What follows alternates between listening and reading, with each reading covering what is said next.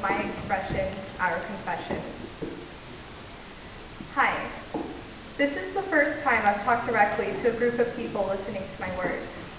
Maybe I'm breaking the rules. I haven't been too great at being a mindless sheep since I graduated high school. I will address you all more than once, with no expectations for a verbal response. I have this strange fascination with observing people's body language and their actions. Not for the sake of judging, simply noticing reactions. It has taught me a lot about human behavior, which moments we shun, which ones we savor. Some look away when directly looked at. I say that as if I don't do the same at times when met with intense eye contact. I'm going to stop using eyes and use two. Near the end, you'll see why.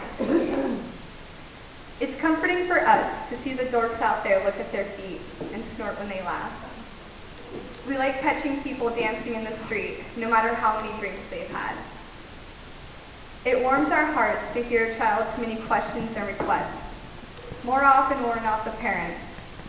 But noticing a little one's curiosity and experiencing their passion for life allows our souls to rest.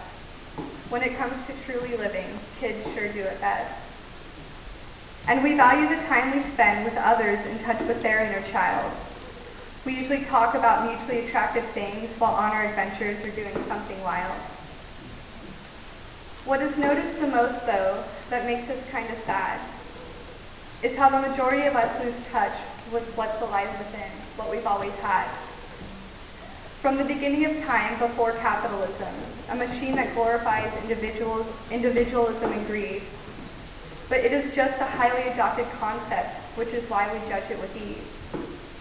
Yes, we did construct this idea and sell it to the rest, but look at how many of us have bought it. We sure are good at acting like we know best.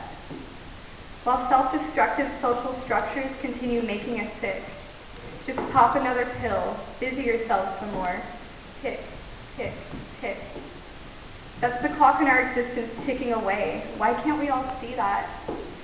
It's no longer a conspiracy theory, it's scientific fact. And as humans, we don't need some giant judgment day to save our souls. That's a story still believed by those of us who have lost touch with our only goal. And it was Jesus and Gandhi and so many others with differing religious paths that had one common truth spoken in various ways. Love thy neighbor as thyself, and please, before the end of our days, remember that we are one.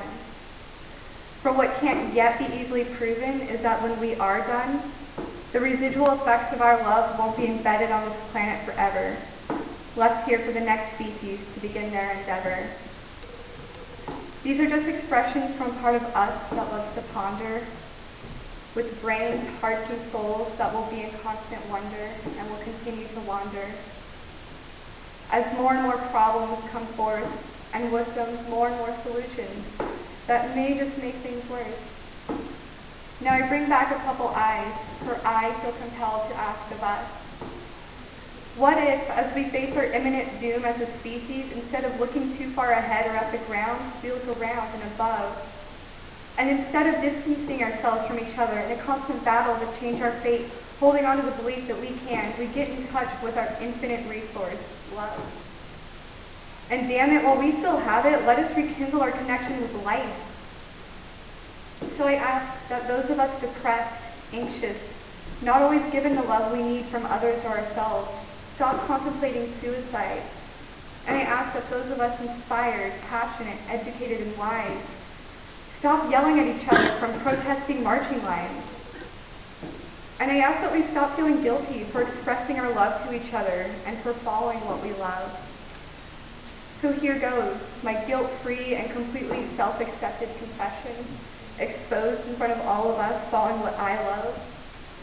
I love you and us, everything else aside. So thank you for listening to my expression, open and vulnerable. These truths I'll no longer hide.